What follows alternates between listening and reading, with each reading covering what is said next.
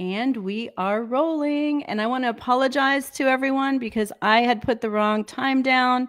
And now we've kind of compromised. We got all the technical things handled. And here I am with the lovely and wonderful Graham. It's Hetrick. Hetrick, yeah. Hetrick. Okay. Old And German name. yeah, and he is the most handsome coroner I've ever seen. He's also an author, and he's a TV personality, or was on Discovery ID. And he just has a love for the Lord that I think is just so refreshing to see with anyone that has a lot of credentials and a lot of power in this world. So, welcome to the show. Well, thank you very much. It was great meeting you. It's we need allies in today's world because it's a very confusing world, and some don't even deign to have conversation. It's just opposing ideologies. So that's one of the wonderful things. I watch some of your podcasts, and that's the thing we have to remember. This Christianity is not an ideology; it's a faith in a risen Lord. So. Yes, absolutely. And so your book was amazing. It didn't take me long to get through it. It was a very easy read, but also a very deep read. And when I mentioned that to you when we were in the green room just before we were chatting, you were saying that your job, you can't help but be deep, and that's kind of where I'd like to start with. Just to make this life choice is very unusual. And of course, I know because I read the book, but if you wouldn't mind sharing with people how you went from being a child with a father that was an undertaker to becoming a coroner yourself. Yeah. In German, they call that Leibestatter. It's a guy that places somebody under the ground, which is an interesting thought. And as a young man, I lived above a funeral home, and my father had the funerary downstairs. And I remember we had to be quiet. We couldn't run up and down the hallways because people would hear it down below during funeral services and stuff. And to some extent, I was jealous of the attention that I had lost because in those days we didn't have the communications like beepers and iPhones, and so you always had to have somebody sitting by the phone. Even if we went out for dinner, he would have to have a maiden lady come in, sit there, and get the phone number of the restaurant. So if something happened, it was a Wow. death call, then he would head back to the house. So he really didn't take vacations. We only took one lengthy vacation ever, and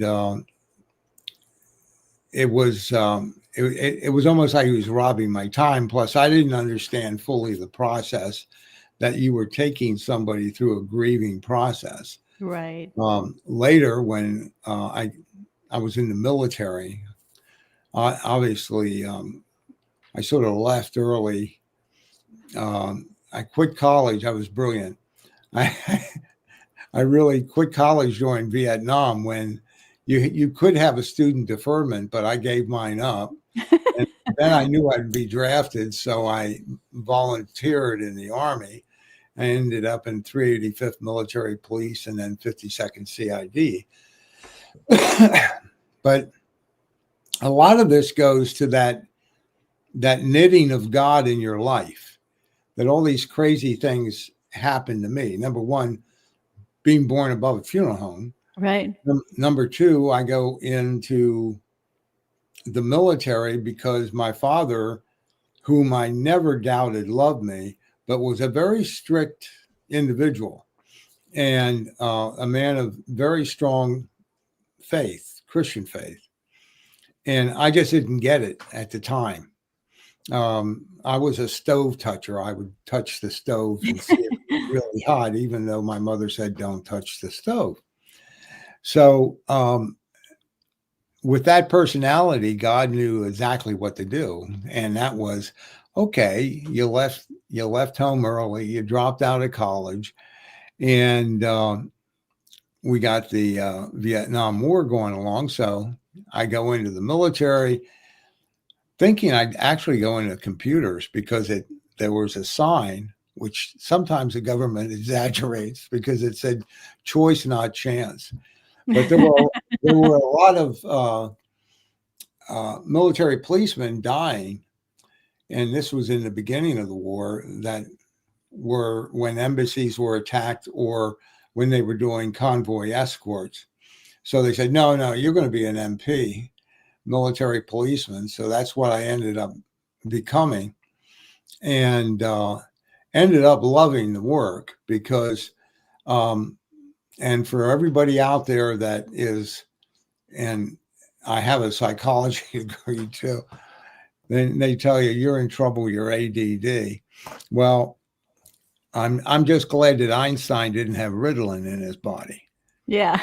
But he advanced science more than almost any person in the world, maybe Heisenberg and a few others. But um, those individuals that have ADD, it's not that they can't pay attention, it's that they have multiple things they do. For instance, I'm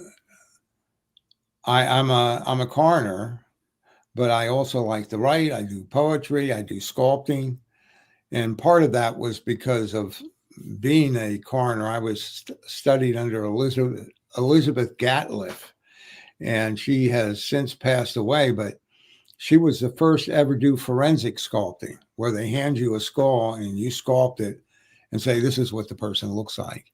Wow. And I've done that multiple times. And I actually did a bronze piece called the Seeker, and so I sculpted it in clay, and then it was cast in bronze. And what I did is, the way you get the identification of the person is you do all these statistical analysis of the tissue on the body, and there's data for that. I did that, but what I did is I took all the races. And then what I did is I took the mean average and I sculpted the face, Oh, what a great idea. and it came out as universal man looking up at God. Wow. And so that sits in my living room. So it's again, that's sort of just that ADD thing where you just get involved in different things.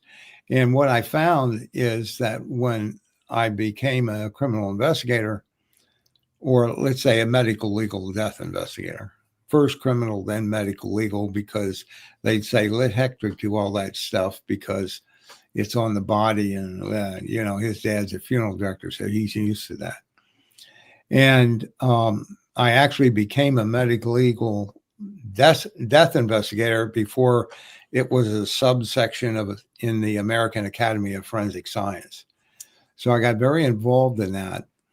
And what I noticed about myself for the first time having ADD was that it wasn't a drawback. It was actually a plus, because there's thousands of intricate pieces to a case, and those are all called evidence. And I could very easily start seeing patterns where others would not see patterns, Yes. because I had different interests in many of the forensic sciences. And so then I could do things like a behavior evidence analysis, which would be, why did he tie those knots on the body? And Right. how did he tie them? And that type of thing. So you look at it that way, it actually becomes an advantage. Mhm. And it has throughout my life, because when you're ADD and somebody says, would you do a television show for us? And I said, well, as long as I can have content control. Yeah, I'll do it. What the heck? And bam, I'm on Discovery, and it's still over in Amazon Prime. It's called The Coroner, I Speak for the Dead, and that's really what I believe to this day. That Yes. if we look at the data of how we die, it tells us how we live and how we should be living. Mm-hmm. And the main thing we have to look at in this tumultuous time we're in is there's no room for ideology and there's no time for ideology, because every problem that we have, whether it's our health, whether it's our political system, all of them are multifactorial. So you can't just say, well, we'll pass a bill and we won't steal as much money. That doesn't work. And what you have to look at, let's talk about the increase in the decrease in two-parent families. It's dramatic, and largely it's dramatic because they placed in a system, in the welfare system, where a mother actually gets paid more not to have a man in the house. Yes. And my wife and I run several charities, Estamos Unidos, which is a charity for Hispanics coming here and they do well intellectually, and they Mm-hmm. work hard in school. And we realized that, well, if we are going, and these are people that came legally mostly, Right. Right. and they want to be part of this working class. And so we came up with these scholarships, and for 20 some years, we've had the scholarship program without an executive director. We don't even have a computer. No building. So every dollar goes Yes. to, Which is the way it should be. it should be. It should be that way. And it's usually the opposite, because I came from the charity world, and that's what made me very I'm a huge advocate now for making sure people look into a charity's 990s to make sure that they're using the money properly, because 90% of them, in my opinion, are horrifying what they I'm do. horrified by it. Yeah. I belong to a food bank. I'm on the board. There were other food banks. Now, it's not like we don't have hunger. There were other food banks that were angry at us for coming in because we give the food away free, Right. rather than sell the food that we got for free because of write-offs of big corporations, Yeah. and then give it to them. So then they have this massive overhead and they accept money from the government. Perfect example. We do not. And it's called Midwest Food Bank. Some of your people might want to look that up, because and if you've looked at 990s, we pumped out $24 million worth of food away free last year. The first Congratulations. 4 years, we thought we'd just fail completely. And we did it to about 250, 280 partners, so that are the ones that actually give the food out. Right. For instance, the famous Kensington Avenue in Philadelphia, we help supply that food bank. And that's where all these addicts are that are on both fentanyl and xylazine. And virtually their skin is rotting off of them. Yeah, I've seen videos of it. It's so it looks bad. like zombie land down there. Well, they are zombies. And so how did they come to you and ask you about the Coroner show? I originally did a show for A&E. Does A&E still exist? I don't even know. I don't even watch television. And it was, you can still see it out on YouTube. Just put in I forget what they called it, but A&E did this show, and you do in A&E's buying system, you do the first show, and then they decide how many episodes will buy. Yes, At that's that time, standard. Yeah. that's how they did it. Yeah. And we were all excited.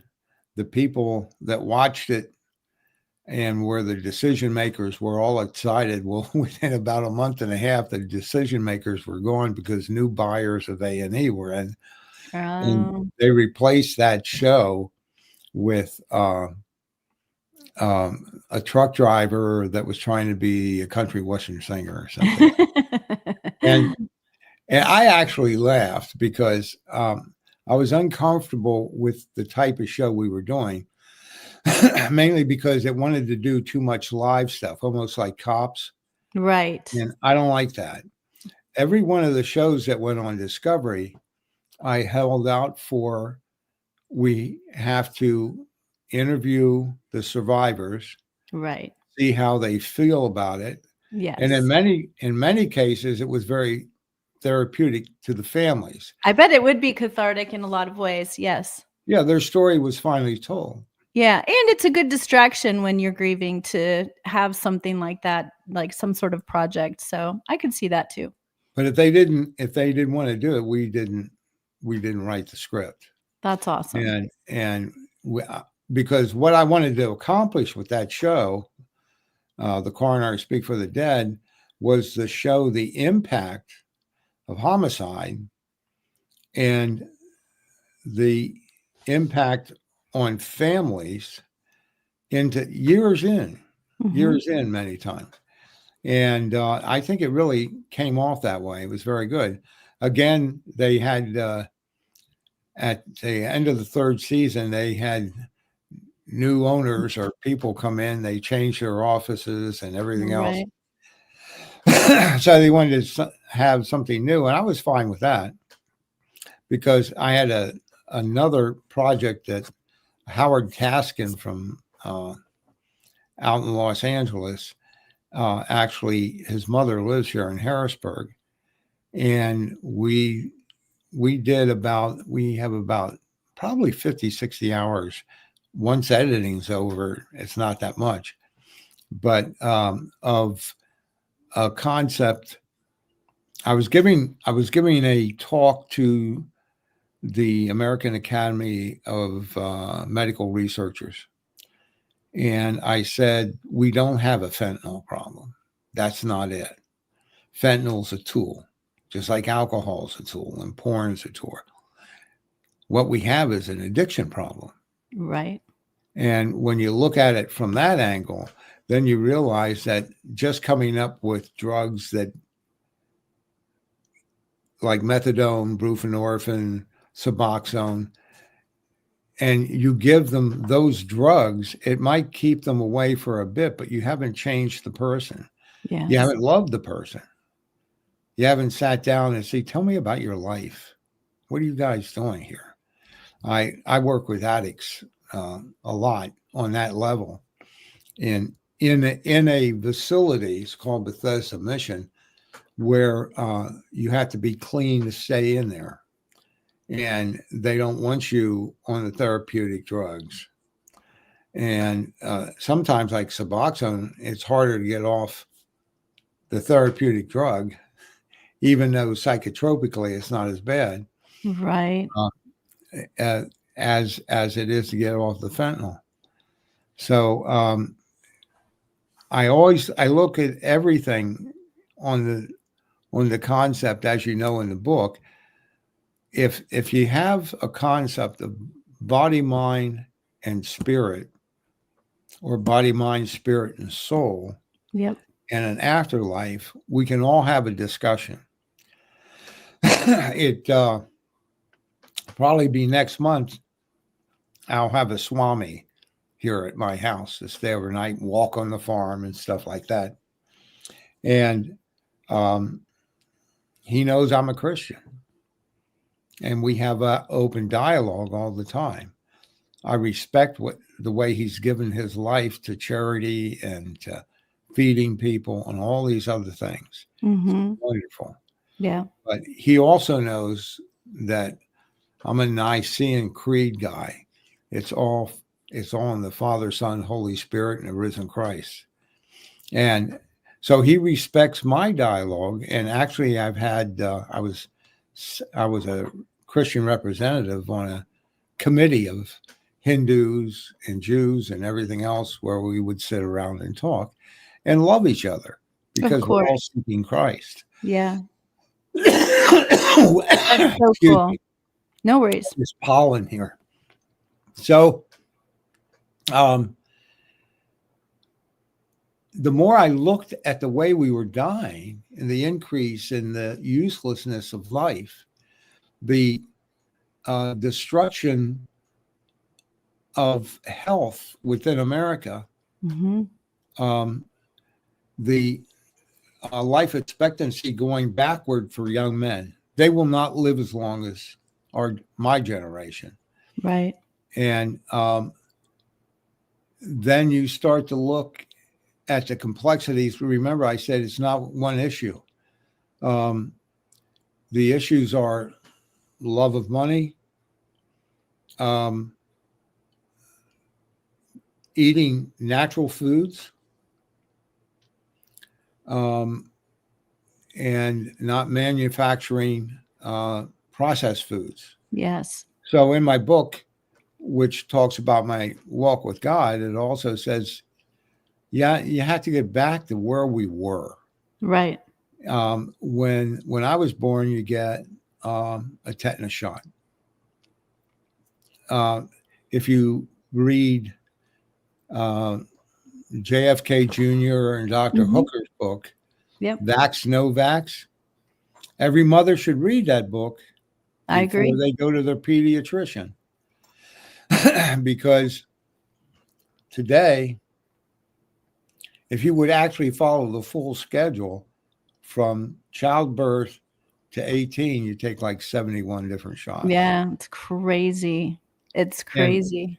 And it's almost like a mandate because they, well, you have to take the shot or you can't go to school or you can't go to work or you can't leave the country. So number one, that goes into another issue, and that is the freedom of choice for your own kids. It weakens that relationship between parents, right, as guardian, and the government as a guardian. Right. And I think parents end up being the more compassionate of the two. Yes. So. I agree. I think you had a quote about that in your book about government and how cold it is.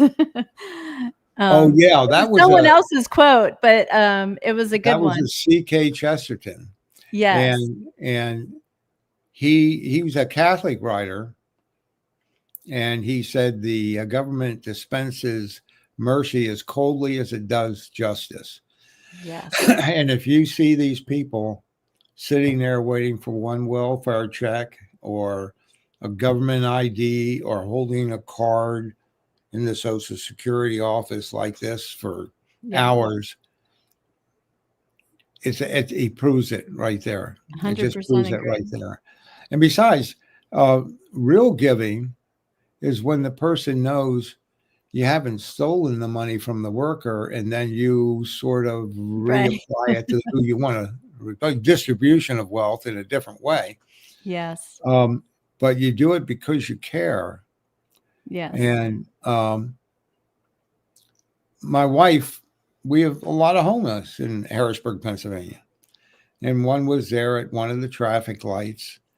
And he's holding up a sign, I think, vet or something like that. Whether he was or not, I don't know. They do that too. Yes. And my wife gave him some money. And then she was telling him, you know, you don't need to live this way. God loves you and you can change. And you should seek out help and everything. And he said, wow, I can't believe you actually talked to me. Yeah. So he knew it wasn't just, oh, I'll get rid of him. So I don't need to look at him. And she was actually concerned that he might be able to change, and he Right. should try to seek out a better life. And it's that concept of Christ always frequently uses the word humble. Yeah. And there are a lot of people who build buildings, including Trump, that love to see their name on it and everything else. But on the other hand, I know personally of some of the things that he's done with his monies, Yes. and his father. He was taught by his father to do that, Right. and It's a great thing to happen, and you and your wife are both just lovely people. I was so happy to have met you and chatted with both of you. It was just amazing. One of the things too that I really was excited about just talking to a coroner. I know that sounds strange, but when you see things in the news and you see it's kind of a dangerous life that you live, to be honest, because you hear about coroners literally being poisoned or being killed or disappearing, especially in LA. I was like, it's a good thing he's in Pennsylvania. But yeah. but did you ever have like have you seen it become more and more dangerous to be in your position? No doubt. When I started in 1990, um, you didn't need to use Kevlar. I didn't carry a gun. I did all the time in the military, but Right. not here.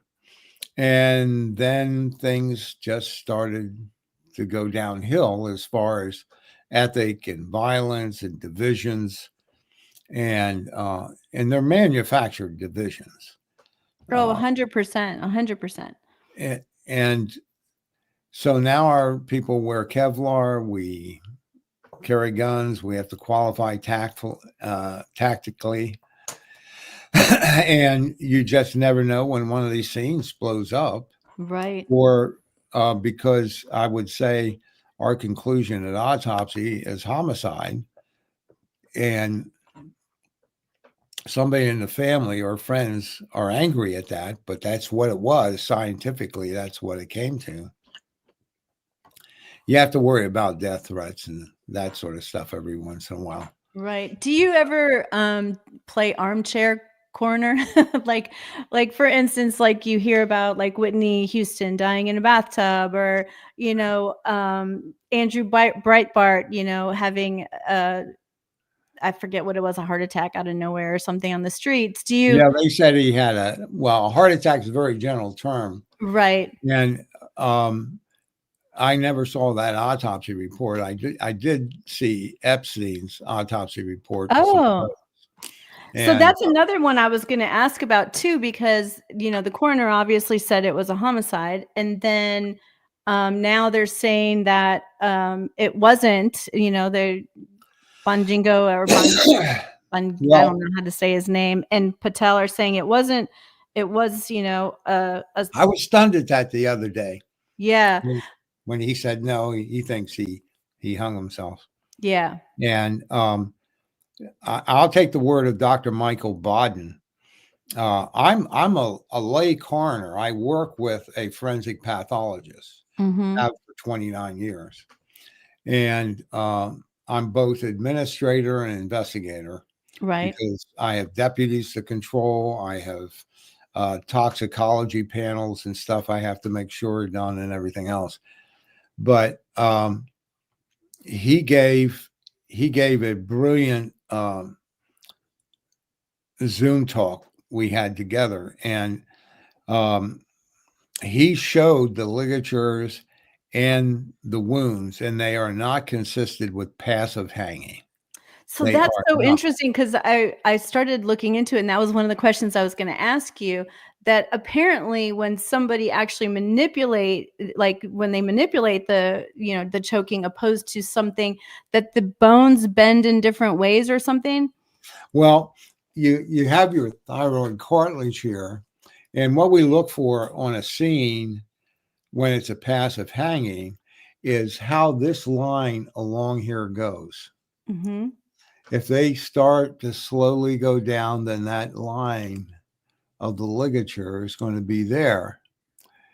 And you're not going to have a broken hyoid bone, which is up in here, which he Right. did. And you're not going to have fractures in the on thyroid cartilage here. And in the back of it, you're not going to have bruising. So it was almost straight back, more consistent with somebody coming up behind you Okay. and, and using some device. So, no, I don't think so. And Michael Bodden is about 1,000 times more experienced and better than I, Mhm. because he was medical examiner for years in New York. And then when you add to that you had two brand new guards on, and you had, for some reason, just one of those things, maybe a fuse went out, but the cameras weren't working either. So you take all that together and say, Yeah. oh, There's a it, lot of it, dots, a lot of it, circumstantial dots here. yeah. So we we do that multiple times, and sometimes it's very important. Right. Dr. Ross and I looked at a case where there was a specific fracture. It's called a commuted fracture, and it can look like 2 or 3 hits to the head and fracturing the bone Right. rather than just one hit. Mhm. And everything hung on that. And we used Dr. DeMeo, another father of forensic pathology. Mhm. Um, and he had a whole write up on how you have to be very careful with analyzing fractures, especially around this temporal area, because they can commute and spread out. And it looks like more than one hit. And that saved a man from a life in jail and homicide, because it ended up turning to be a suicide. So the most important thing is to go in with an open mind and test every hypothesis. We have interns coming into the forensic center right now, and from different universities, to see if they want to get in this area of Right, right. weirdness. And the first thing we'll say is, okay, when you go to a scene, the first thing you do is rule out homicide, rule out homicide, rule out homicide. Those are the 3 words, or the 3 methods of doing this. And the reason is, it is the most important as far as preservation of evidence. If somebody says, well, I think they had a heart attack, that's not good enough. You have to do an autopsy. You have to look at the heart. You have to look at the past medical history. You have to take a toxicology. All this is documented. Probably the average scene, we might have 50 or 75, even if it's a natural death, but they're going to check and make sure that's the case. Right. We still might have 75 photos or images today, but on a homicide, we can have anywhere between 400 or 500 to 1,000. Wow. But it makes sense because sometimes they'll find something, on the wall or, Yeah, someplace. I do blood pattern analysis, for instance, that you can see cast off how many times they stabbed and those types of things. So Yeah. Well, and I had heard, I don't know if this is true, but this is like the interesting thing about chatting with you.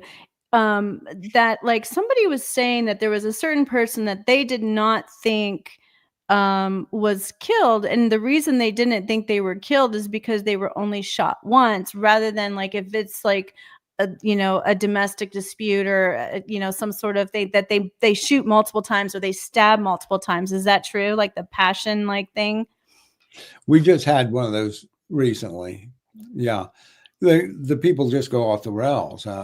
I've had people killed with samurai swords, some dissected. I mean, and Wow. so they can get them in bags and but it's actually half the time that I've seen that type of thing, they find out it's harder than you think, and they don't get the job done, and then they just run off.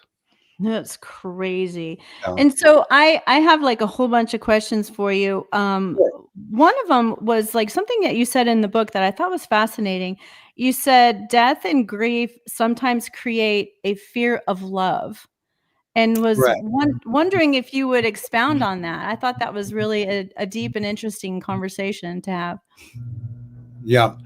Um, it's not just it's in traumatic events, traumatic loss.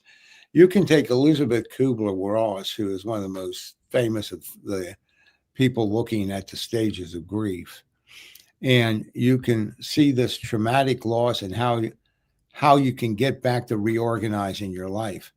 Well, that sounds like a divorce, doesn't it? Mhm. The same thing. In a divorce, you have this tremendous loss, like anger, then negotiation, and then you try to reorganize and that type of thing. Right. And it's the same thing with the grieving process. You have to realize that they they virtually start out with disbelief because it's Right. hard The to believe denial somebody stage. just Yeah. died. And then from that, they go to anger. And many times when we show up, which sometimes makes the scene dangerous, everybody's angry. Right. And you can really have strange things happen. I had a deputy get thrown into a wall, so he was stuck in the through the plywall. And because he knows those stages of grief, uh, he extricated himself from the wall, and it was a big Hispanic guy, and he said, and instead of trying that manly stuff, he said, "Man, I'm so sorry about your loss." Yeah. Because the guy just walked in and found these police and everybody photographing his dead girlfriend, right? Wow. And that guy called him for weeks afterwards, just trying to get through the understanding of how he feels. Yeah. And Tommy went with him the whole way. And Wow. listen, and that's why that book is totally required by my deputies and interns that come in from other universities. I want you to know those stages of grief because when you hit the street, you're going to see them. Right. And I want you to be able to recognize them, you know. So That that violent talk or that type of thing, that's not what it is. They can't believe this happened and now they're angry. right. Right. Yeah. I So, also thought it was interesting how you were talking about how, everyone dies, but yet every time someone dies, everyone's shocked. yeah. Yeah. I think I point out that if you're 80 years old, why are you so concerned about that 20-year guarantee on your roof? When the guy's putting it on, you say, "Well, I got a You lifetime did. guarantee." Well, that's going to be about 3-4 years from now. Right, right. Oh my So, gosh, it's crazy. So I also have a question just from my own personal stuff, and I don't know if you've seen any of my videos with Amanda Bays. She's out of South Africa, amazing godly woman who does a lot of deliverance, and she warns people that are in constant contact with dead bodies about the spirit of death. And I do think that if you weren't faithful and Christ filled, I would think there could be some circumstances that could happen that might not even, like, have you had any bizarre spiritual things happen to other people you work with that don't have that Christ basis, and they had a hard time with, maybe the repercussions of the spirit of death kind of lingering on them? well, we do know that demons uh, need to be within a body. There's some suggestion that after the flood, the demons are disembodied Nephilim, Spirits. Yes. right? And um, remember when uh, Christ was asked, who?" He said, "Who are you?" And he said, "We are Legion." And he Yes. cast all the demons into the pigs because they begged him to do it because they have no body manifestation at all. They have to Right. utilize something. They all ran off a cliff, and because of that, they wanted to stone Christ because they lost cattle, frankly. But I've seen, I've gone to death scenes and just felt the depth of evil, Wow. and I've often wondered the same thing. If you eliminate the person there, and they were a bad person, and you're a bad person, could they then Just just move jump into onto you. the other body?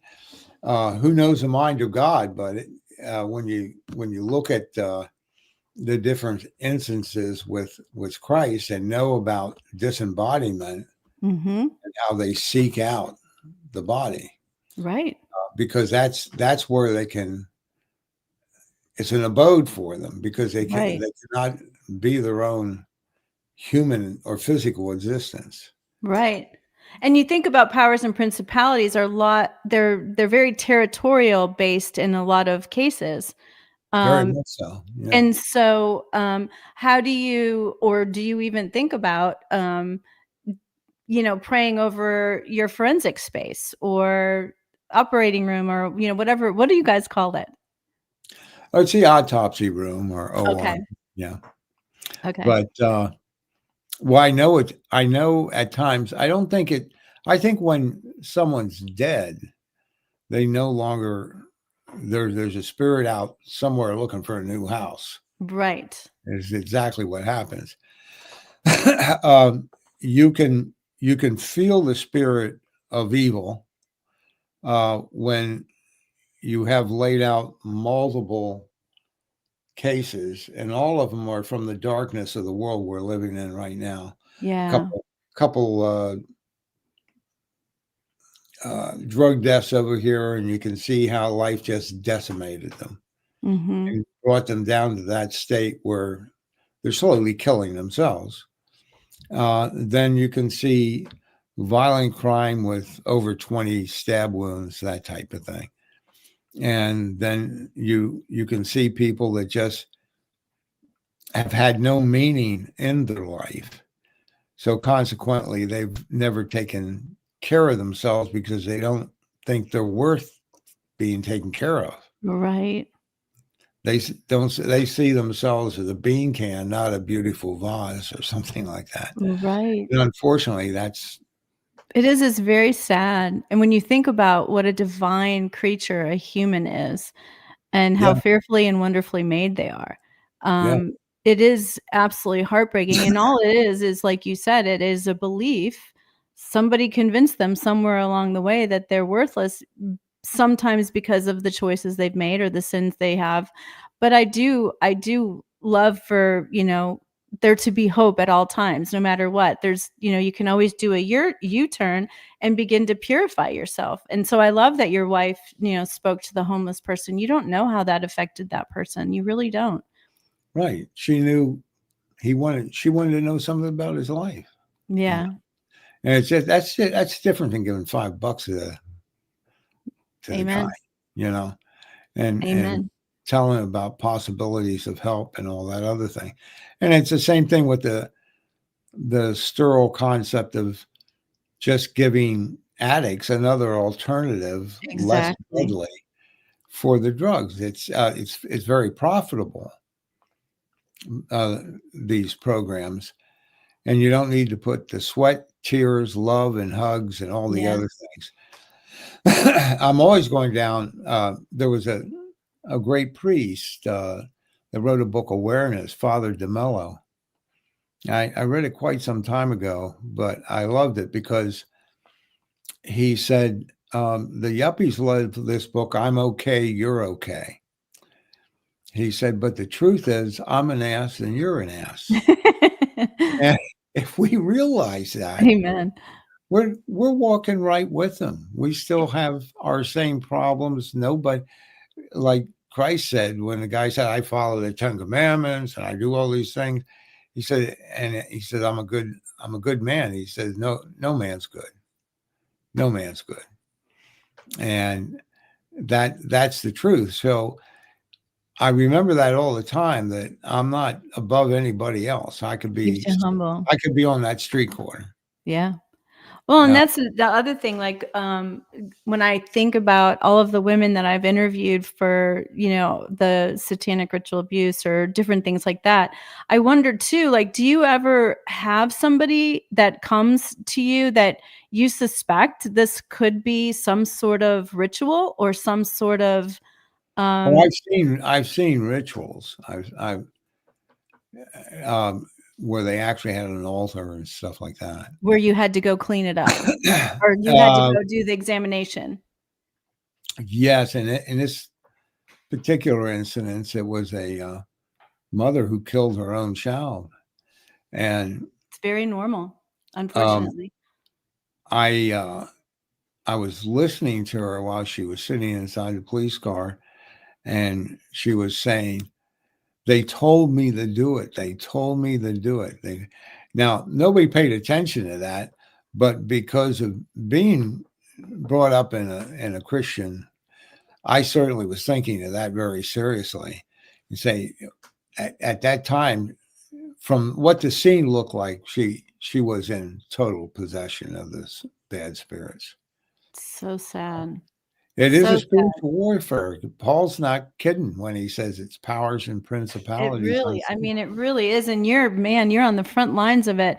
Do you is there special, coroners or medical examiners that deal with children and babies, or do you have to deal with that as well? I deal with all of it, but then I coordinate. As a matter of fact, we have we had one of the first in Pennsylvania, and here in our county, we started. I started with Dr. Butler, who was a pediatrician, and it was a child death review board, and we start reviewing all the deaths in the county. It It's a exists great today. idea. There's many others now, That's a great but idea. and one of my deputies, Alicia, she's the one that heads up our office by being a representative of that child death review board. Yeah. And so, like, one of the things I've seen, like, on social media was, they were talking about people who are going through medical school, and one of the things is they have to deal with the cadavers, and it's part of just a short process of it, but they have to get comfortable with it, and they practice on some of these things, and, one of my doctor friends was telling me that in a lot of cases that she was very frustrated with how they were treated, and that she thinks it was kind of a coping mechanism, like a dark humor kind of coping mechanism. Do you run into that where people start like using humor to discharge some of the evil that they see? Well, there is such a thing as morgue banner, I would Okay. say, Okay. and it is trying to get through the day. Right.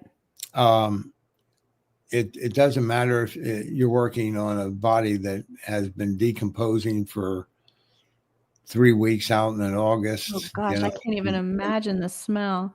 These these sort of things, you have to deflect the harshness of what is there.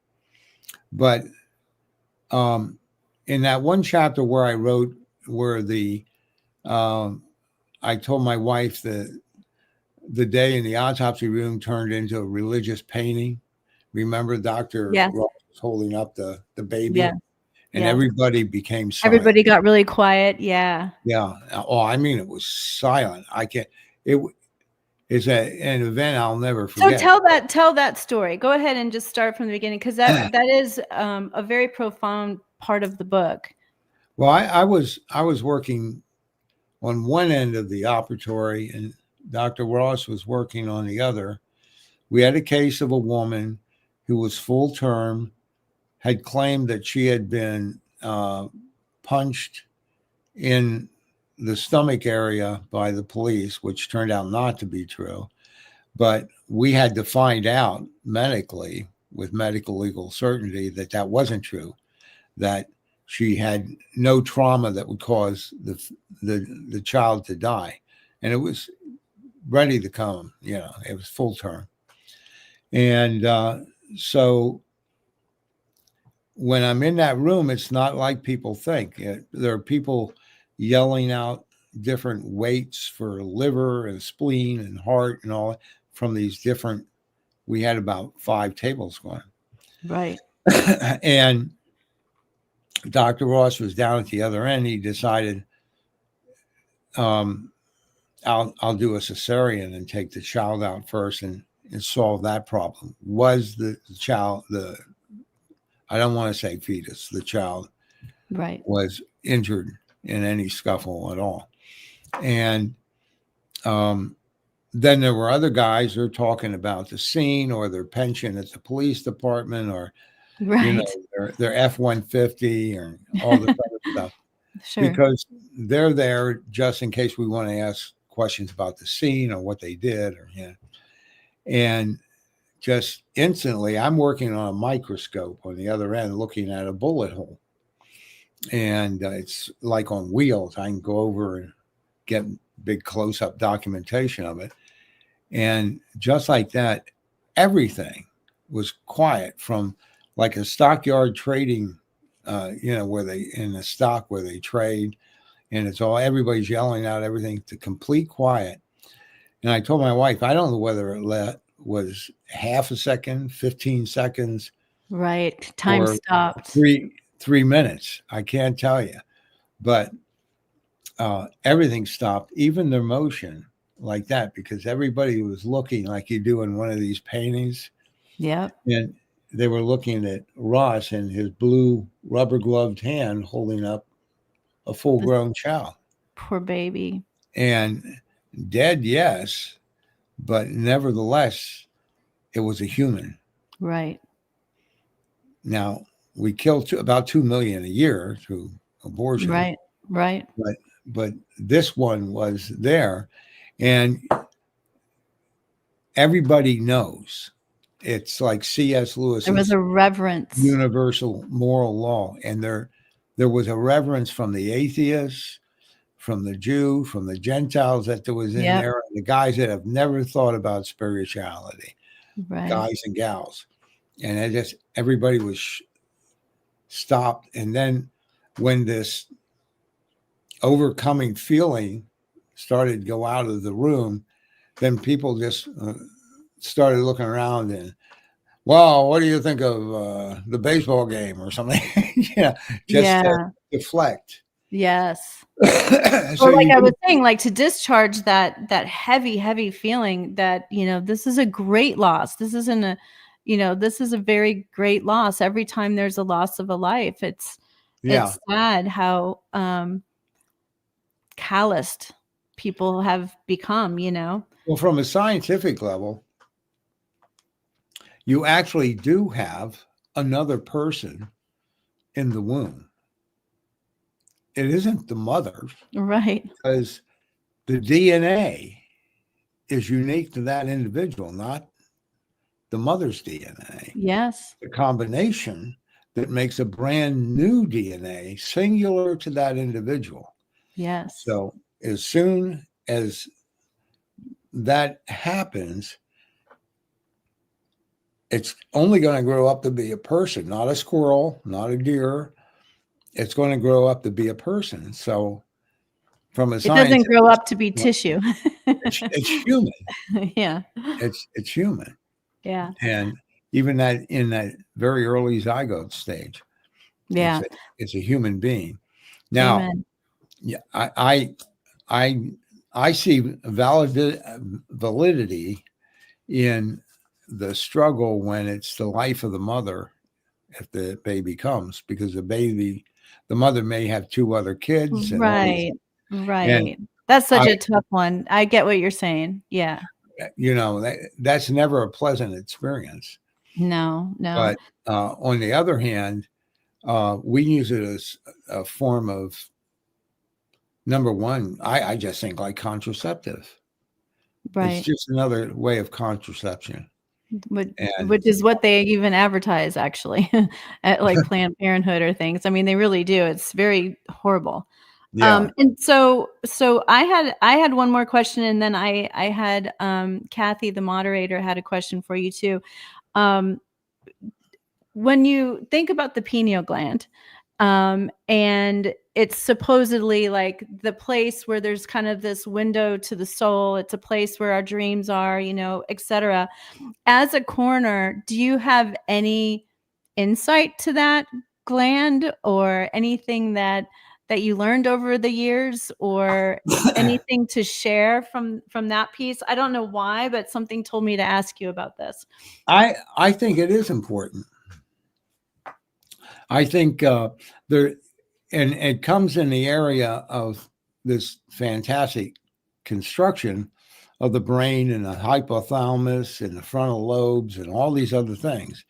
And it is a gateway, I think, Mhm. of understanding. Now, understand, I spent some time in India and all this other stuff, Right. but um,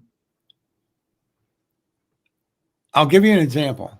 If Okay. you understand the growth in our understanding our own physiology, um, the Bible constantly talks about you have to you can know Christ, but he has to be in your heart too. Uh, in the last 5 or 6 years, we've had great studies that have found that we have brain cells in the heart Yes, I heard that that. communicate to the brain. And um, I often thought, well, why wouldn't you say, Christ is in my brain? Well, he's in my heart because there's a communication between the two, and Right. that's a physiological communication. Just like the amygdala in the brain, when they covered all these kids up with masks during the COVID shutdown, Oh, so it horrible. inhibited speech. It inhibited their ability to read the people in front of them. And it was a terrible loss in their development, Yes. and we'll never know unless somebody gets funded and has some studies. But it's not a good thing, and we have to understand that. I'll give you another example. If you breathe through your nose Yes. and exhale like that, you get 17% more nitric oxide in your body. Yes. Yes. So these are things that have all been religious practices, and it's because they've been seeking the Lord. Right. They may not be Christian, but a Buddhist can go in tremendous meditative states, Yes. mainly because of the breathing and the frequencies, the ohms Yes. they do. So that shows that our physiology has been built for us to understand To commune with God. creator, the Yes. creator. Totally agree. And I had one more question about the pineal gland. Um, can they calcify? Does that actually really happen, or is that some, to decalcify your pineal gland, eat sunflower seeds, or whatever. Do you actually see um brain sections where the pineal gland has hardened, or isn't active? Well, I imagine there's some because there are different areas that atrophy if they're not used. Okay. So I'm not a neurologist, but that's an interesting thought. I know that right now, I think in this spiritual battle that Paul was talking about, have you ever heard of Chuck Missler? No. Chuck Missler sat on the boards of 12 major corporations. He was a scientist. If you listen to his lectures on the values, the the ancient Hebrew language has numeric values for each Hebrew letter. Yeah. and and the other one is Greg Braden. Oh, yes, I'm He familiar has with a him. brilliant book out right now. It's Yeah. called Pure Human. Yep. And I truthfully believe the attack on DNA is because that is the God code. Yes, I agree. As a matter of fact, if you take the Hebrew words and their numeric value and you compare it to genetic sequences, it comes out Yahweh. Yes. Yeah, that's Now, so cool. I've seen that. And Greg he seems like such a really nice man. Have you ever met him or attended any I of his followed things? him for 10 years. When he came up with his first book, The God Code, Yes. I read it. And that's where we look at this fact that if you take the numerical sequence Yep. and then you compare it to the DNA, it comes out Yahweh. Yeah. Have you ever read Fearfully and Wonderfully Made, that old book? If not, I think you would love it. It's written I think by I have.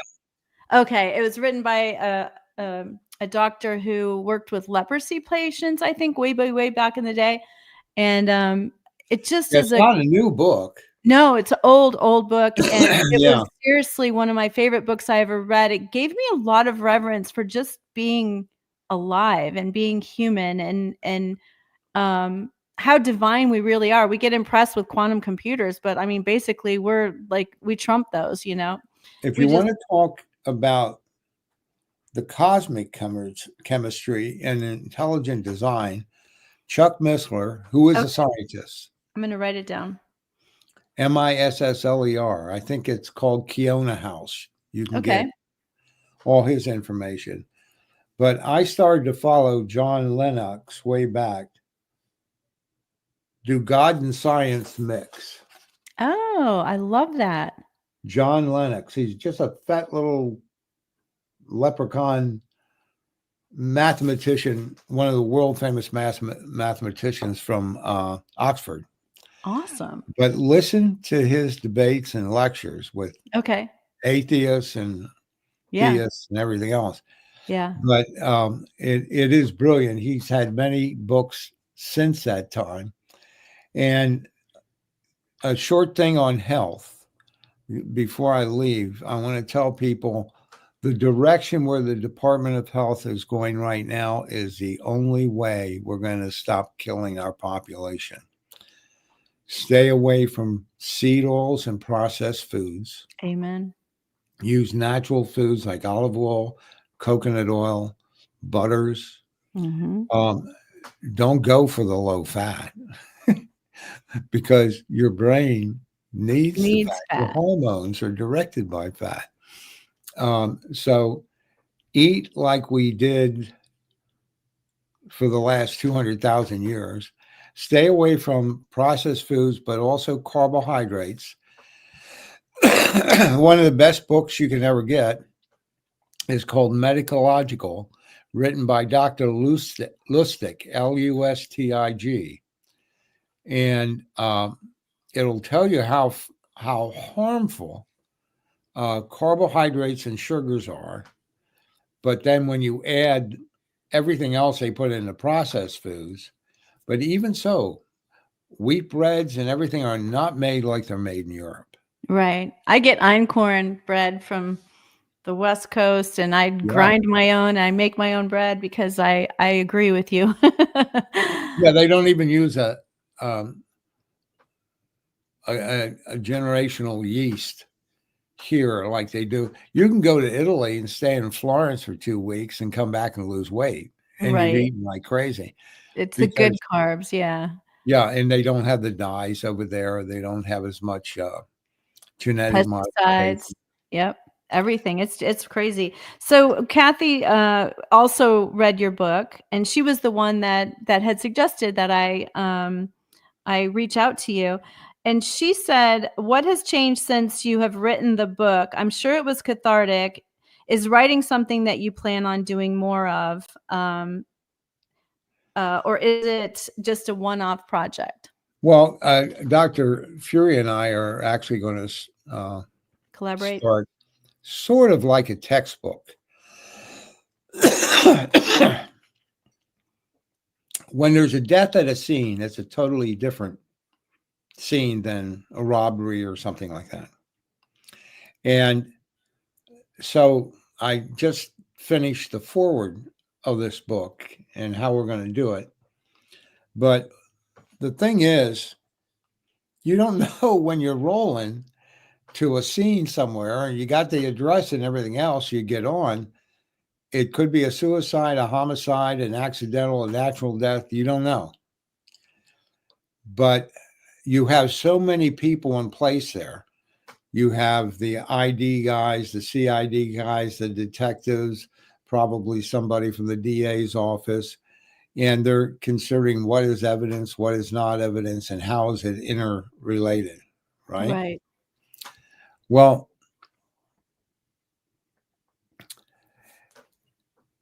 it's almost like an orchestra.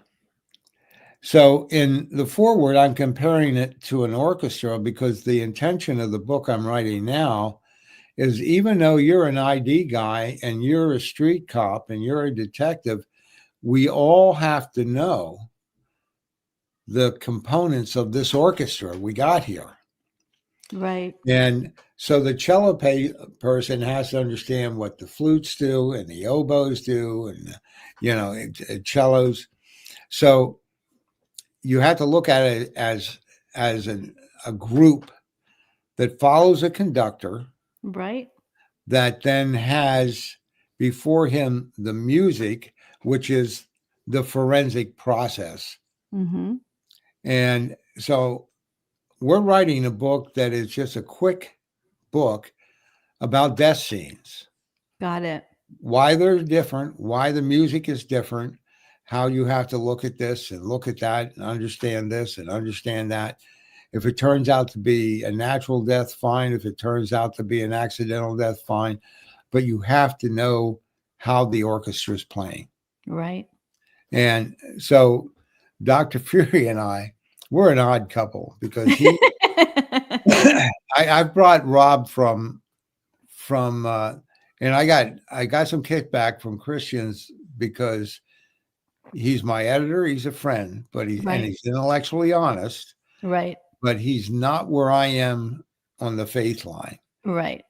And I think it's because he's so brilliant, his brain gets in the way. Yeah. I told him one of these days the Holy Spirit's going to smack you down. And you're going to start to know that you can use that brain, just like Chuck Missler's or Dr. Lennox here. Yeah. And you're going to carry this on so strongly, it's going to be beautiful. Yeah. And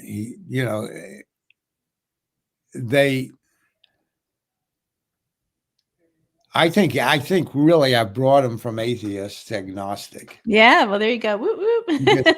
That's what I had to do with my dad. I had to get him there. Then I got him there. And then thank God we got him there before he died. But what I do know is that if you combine that brain, and I said, you don't need to do anything right now. All you need to do is say, okay, God, I'm really smart. I'm a biologist. I'm a physiologist. I'm all these things. Mm-hmm. But I don't understand everything. So, God, can you help me? That's all you need to say at this point.